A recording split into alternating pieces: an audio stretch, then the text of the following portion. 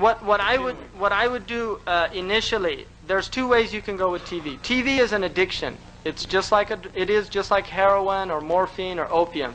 They don't like to talk about this, but all of their statistics show that people are addicted to television, and they show the same type of withdrawal symptoms when they stop watching television as they do with other addictive drugs. This has all been scientifically documented. It's not something that I'm making up. And there are many books, The Plug-in Drug by Denise Wynn, or 4 Arguments for the Elimination of Television, Amusing Ourselves to Death, a whole bunch. I've read a lot of books on television written by very brilliant analysts of that medium.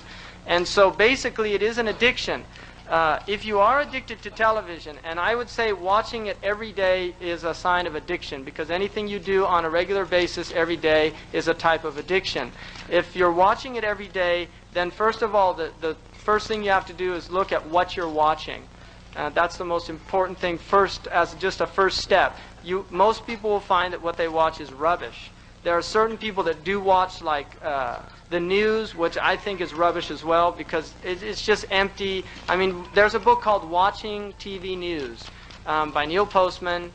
Very clearly articulates the fact, this guy's a PhD in communications theory at Columbia University, that you don't learn anything on the news. You in fact are actually dumbed down. People during the Gulf War crisis, there were statistical studies done. The people watching CNN knew less about the war than people that were reading articles about the war.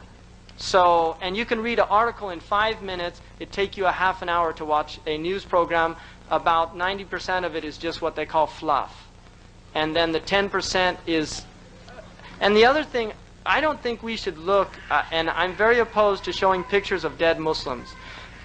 In the Battle of Uhud, when the Prophet saw the Muslims that were dead, he commanded the Sahaba to cover them over. That we should not denigrate our brothers and sisters that have died in the way of Allah by exposing their nakedness to the whole world to look at. And the fact that the kuffar do this is because they're just dogs over carcasses. That's what they are. They're just dogs. Those photojournalists, they're like dogs over carcasses. They have no human compassion for the people and the victims that they're taking pictures of, and the Muslims we should not become part of that. And I really would urge all of you to write magazines, Islamic magazines, and ask them to stop putting these pictures in our magazines, because one, we become desensitized to the suffering that our brothers and sisters are experiencing all over the world, but two, they literally don't benefit you. What you end up doing is looking at it, feeling disgusted, and turning the next page.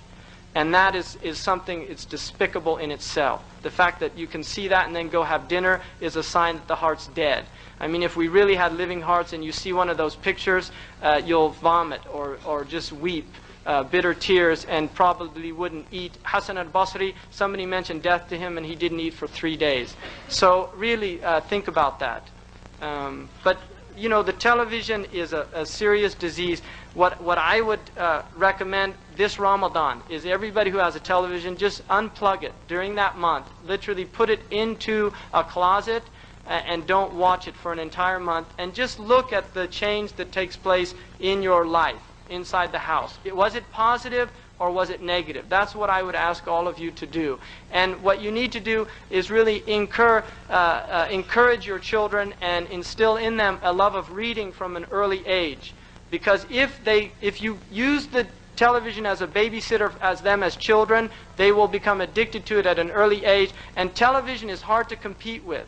It really is. It's a type of neural stimulation that books tend to have a difficult time competing with. And children that grow up watching television end up not reading. And this has also been documented. So I would encourage you to read the literature. There's a book called Kicking the TV Habit, which is a very good book for parents, and it gives alternatives to doing these things. And one thing with the children is, you know, I would just encourage like family people, instead of getting together to watch a television program, is do something